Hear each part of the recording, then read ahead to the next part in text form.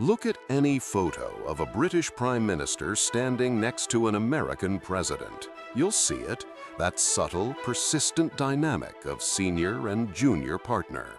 The United Kingdom, the nation that once controlled a quarter of the world's land and people, now finds itself perpetually explaining the value of its special relationship to a Washington that seems, at best, politely interested. From trade deals to military pacts, Britain consistently appears to want the relationship more than America needs it. This is why so many people get the story of Britain's decline wrong.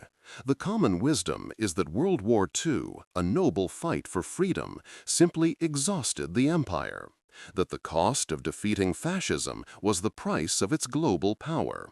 It's a clean, heroic narrative. But it isn't the truth. The empire wasn't lost on the battlefields of Europe. It was signed away, quietly, in a Washington conference room, as a condition for survival. To understand why Britain's global role seems so diminished today, you have to look past the Blitz and Dunkirk. You have to look at a single, devastating financial contract, the Lend-Lease Act of 1941. We remember it as the generous act that saved a nation from Nazi conquest. But buried in its clauses was a poison pill, specifically designed by American planners to achieve a goal they had sought for decades: the complete dismantling of the British Empire as an economic superpower. The Lend-Lease Act, while saving Britain from military defeat, guaranteed the collapse of its empire. Its attached conditions, particularly a clause known as Article VII, forced the destruction of the protectionist trade system that financially sustained the entire imperial project. The war didn't kill the British Empire, the bill for the war did. This is the story of that bill. To understand the deal that broke an empire, we first need to understand the economic fortress that America was so determined to tear down. A fortress built not of stone, but of money. Before the war, the British Empire functioned as the world's largest, most exclusive private club. It was a closed economic system called Imperial Preference. The rules were simple. If you were part of the club, Canada, Australia, South Africa, India, you could trade goods with Britain and each other with very low taxes, known as tariffs. It was a vast, protected family market. But if you were an outsider, like the United States, you faced a high tariff wall at every port. This made American cars, American steel, and American grain expensive and uncompetitive across a quarter of the globe. This system drove one man in Washington to obsession: Cordell Hull, the U.S. Secretary of State. Hull wasn't just a politician. He was a true believer, a crusader for the gospel of free trade. To him, systems like imperial preference weren't just unfair to American business. He saw them as the root cause of global conflict, arguing that economic walls built political resentment and eventually led to war. As he once put it, unhampered trade dovetailed with peace. High tariffs, trade barriers, and unfair economic competition with war. Because of Hull's conviction, the American foreign policy establishment saw the British Empire not as an ally's strength, but as the primary obstacle to a new American-led world order. For decades, they had watched this British fortress lock them out. They calculated that dismantling it was not just a commercial ambition, but a strategic necessity. What they needed was leverage, a moment of crisis so profound that Britain would have no choice but to hand over the keys to its own fortress. In 1940, with Hitler's armies poised to cross the English Channel, that moment arrived. The British were running out of money, and they were running out of time, and Cordell Hull was waiting. Before Franklin Roosevelt could offer his lifeline, he and Cordell Hull first had to make sure Britain was drowning. This is why their initial policy was so strategically unforgiving. It was called cash and carry. The name sounds simple, but its effect was brutal. America, still officially neutral, declared itself open for business. Winston Churchill could buy all the American weapons he needed to fight Hitler. But there were two conditions. First, he had to pay in cash. No loans, no credit.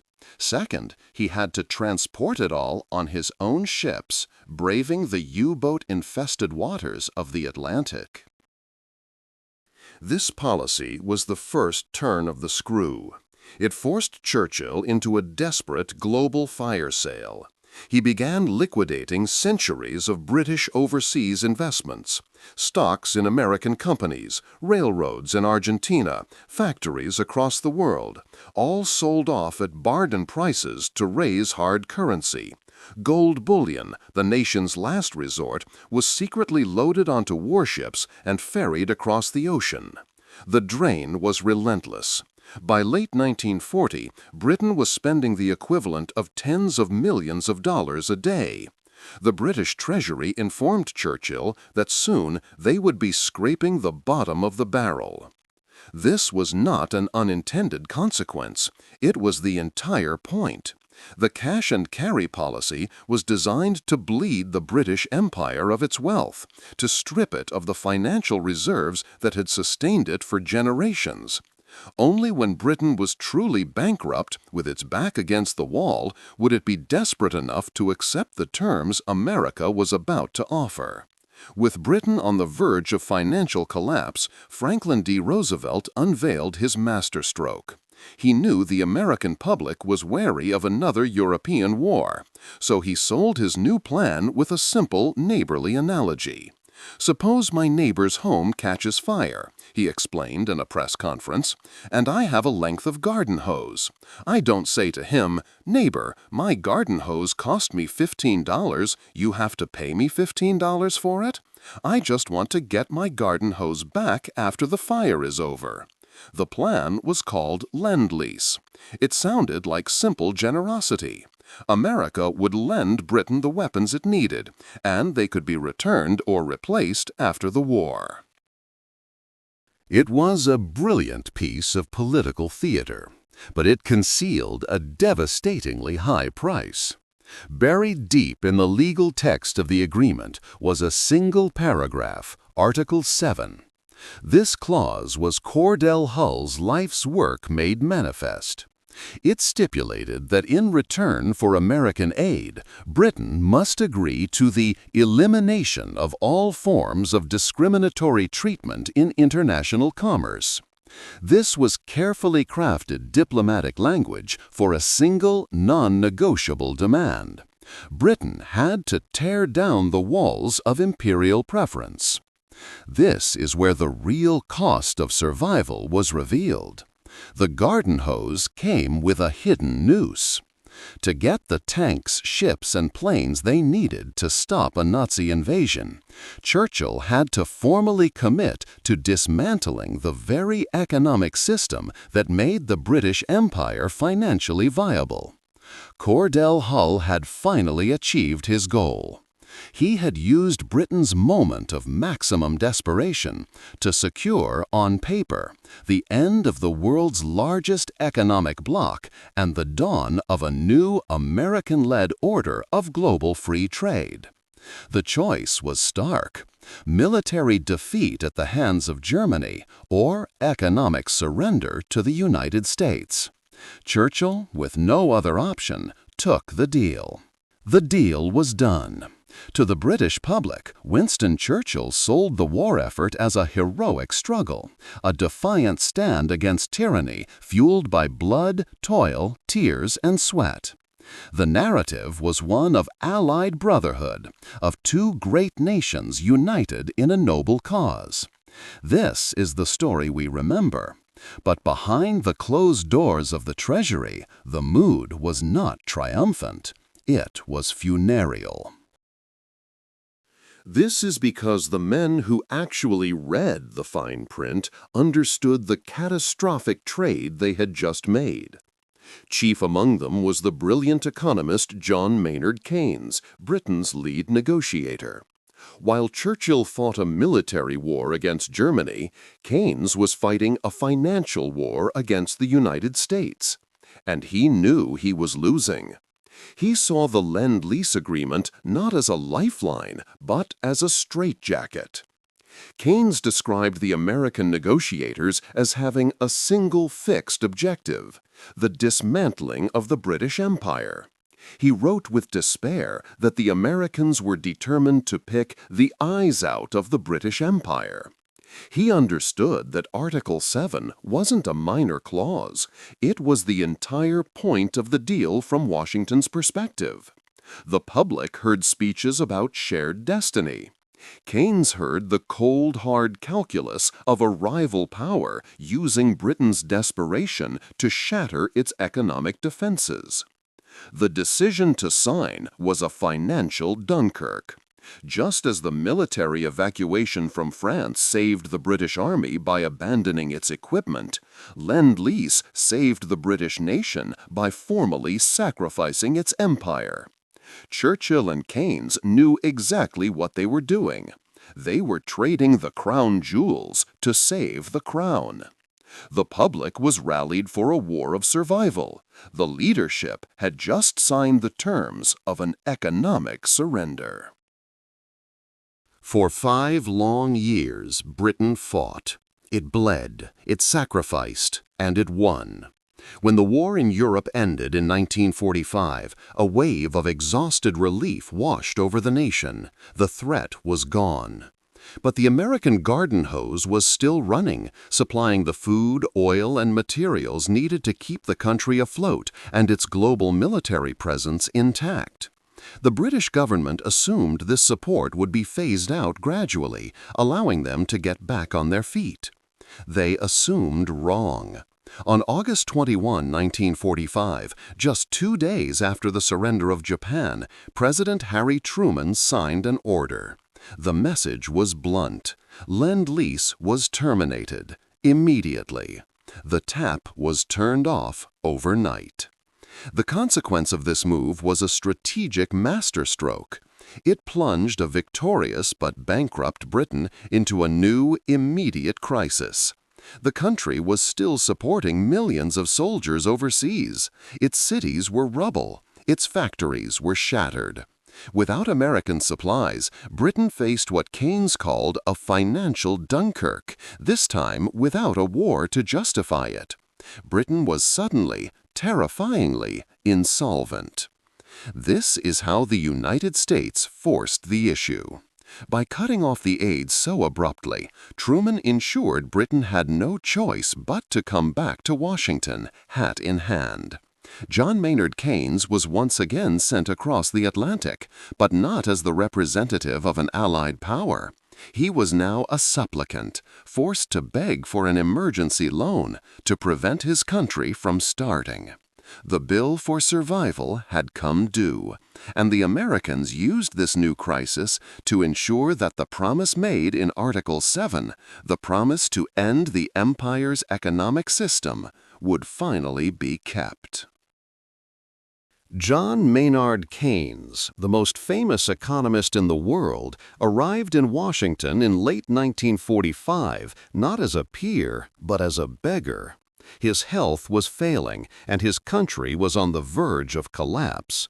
His mission? Secure a loan of nearly $4 billion to prevent mass starvation and economic ruin.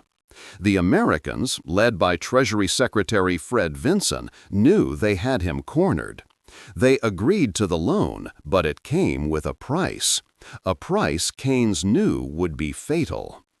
This is how the United States turned the key in the final lock. Buried in the terms of the 1946 Anglo-American loan was a poison pill. Full sterling dollar convertibility within 1 year. In simple terms, this meant Britain had to promise that anyone, anywhere, holding British pounds could exchange them for American dollars at a fixed rate. Before this, the empire operated as a closed financial system called the sterling area, a club where everyone traded in pounds, insulating Britain from outside pressure. Convertibility was the American demand to blow the doors off the clubhouse. Keynes argued desperately against it, calling it a financial Dunkirk waiting to happen. He knew the world was starved for American goods, and everyone would rush to dump their weak pounds for strong dollars, draining Britain's reserves overnight. But he had no choice. It was either accept the terms or watch his country fall apart. Britain took the money. The consequence was a strategic masterpiece of economic statecraft. The United States had used the loan not as an act of charity, but as a lever to shatter the sterling area. It officially dethroned the pound and installed the dollar as the undisputed king of global finance, cementing the new economic reality promised in Article VII. The financial heart of the British Empire had just been put on a one-year countdown to detonation. The time bomb went off on schedule. In July 1947, Britain honored the terms of the loan and made the pound convertible. The result was exactly what Keynes had feared. A catastrophic run on the pound began immediately. Everyone from Egyptian cotton merchants to Australian wool traders rushed to exchange their pounds for dollars.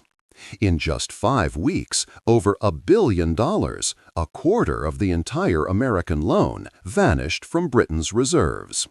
The country was hemorrhaging cash. Humiliated, the British government suspended convertibility, but the damage was done. They were broke again. This financial implosion forced a brutal reckoning in London. Prime Minister Clement Attlee and his cabinet stared at the balance sheets, and the numbers told a simple, undeniable story. An empire is not a map. It's an expense. It requires hundreds of thousands of soldiers, vast naval fleets, and a global administrative network. Britain could no longer pay the bills. This is why the end of the empire happened so quickly. The first and largest expense on the books was India, the jewel in the crown. Keeping it required a military and civil presence that was now an impossible luxury. 1 month after the run on the pound, in August 1947, Britain granted India its independence. This was not a moral awakening. It was an accountant's decision. It was the start of a liquidation sale. Because of this financial collapse, the dominoes fell with stunning speed. Palestine, Burma, Ceylon. If they couldn't afford India, they couldn't afford any of them. The Great Retreat from empire wasn't a philosophical choice. It was the unavoidable consequence of a nation that had signed away its economic sovereignty to survive a war. This is the great unacknowledged story of the 20th century. The British Empire didn't fall in battle. It was dismantled in an accountant's office. The dominoes of India, Palestine, and the rest fell not because of military defeat, but because of a financial contract signed in desperation 6 years earlier. Winston Churchill went to Washington to get the tools to fight a war. Franklin Roosevelt gave them to him, but only after ensuring he was also handing over the keys to the kingdom. This is why the collapse wasn't just about losing territory. It was a fundamental transfer of power. The hidden mechanism, buried in the legalese of Lend-Lease and the Anglo-American loan, was the forced replacement of the world's entire economic operating system. For a century, the British Empire ran on imperial preference, a closed system, a private club where goods moved with low tariffs between Britain and its colonies, locking out competitors like the United States. Roosevelt saw this system as the primary obstacle to American economic expansion. His condition for saving Britain was simple: the club had to be shut down. In its place, he installed the American system: open doors, free trade, and the U.S. dollar at the center of it all. This is the ghost in the modern special relationship. The collapse of the British Empire wasn't an unfortunate side effect of a global conflict. It was the primary, non-negotiable price of American assistance. Churchill made a calculated choice. He sacrificed the empire to save the island. He chose survival. But the survival came with terms and conditions written in Washington. The world's financial capital moved from the City of London to Wall Street. The pound sterling was replaced by the dollar as the world's reserve currency. Britain won the war, but it emerged a junior partner in a new American-led order. So when we look at the world today, at the outsized influence of the United States and the lingering ghost of British imperial power, we are not looking at the results of battles won and lost. We are looking at the consequences of a garden hose, a checkbook, and a single, devastating clause: Article VII. The price of survival was the empire itself. If you found this eye-opening, hit subscribe for more deep dives into history's hidden causes. And leave a comment: was the price of survival too high for Britain?